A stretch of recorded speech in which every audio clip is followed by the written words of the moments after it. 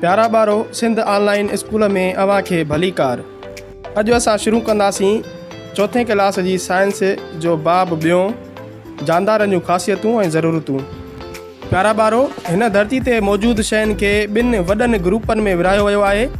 हिकु ग्रुप में जानदार शयूं अचनि थियूं ऐं ॿिए ग्रुप में गैर जानदार शयूं अचनि थियूं। छा तव्हां कॾहिं सोचियो आहे त तव्हांजे चौधारी जेके शयूं आहिनि उहे कहिड़ियूं जानदार आहिनि ऐं कहिड़ियूं गैर जानदार? जानदार शयुनि जूं के ख़ासियतूं थियनि थियूं जेके उन्हनि खे गैर जानदार शयुनि मां अलॻि करनि थियूं।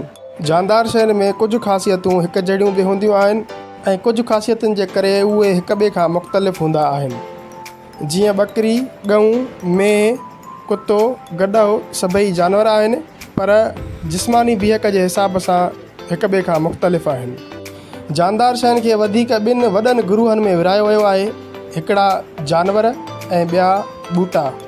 सभिनी जानदारनि खे ज़िंदा रहण जे लाइ 4 शयूं ज़रूरी हूंदियूं आहिनि। पहिरियों सिज जी रोशनी, ॿियों हवा, टियों खाधो, चौथों पाणी।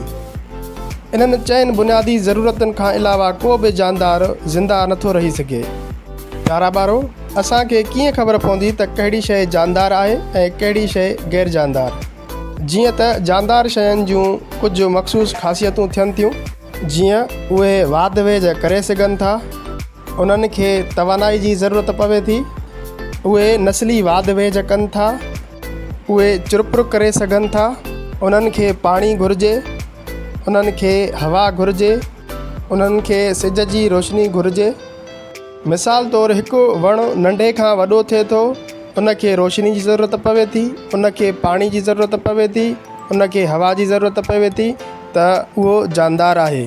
जॾहिं त हिकु गिलास जंहिंखे न हवा जी ज़रूरत पवे थी, न रोशनी जी ज़रूरत पवे थी, न ई उन में वाध वेझ थिए थी, इन करे गिलास हिकु गैर जानदार आहे।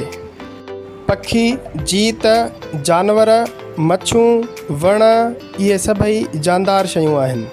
प्यारा ॿारो, अॼु असां पढ़ियोसीं जानदारनि जी ख़ासियतुनि ऐं ज़रूरतुनि जो तारुफ़ ऐं जानवरनि ऐं ॿूटनि जे ज़िंदा रहण लाइ के ज़रूरी शयूं।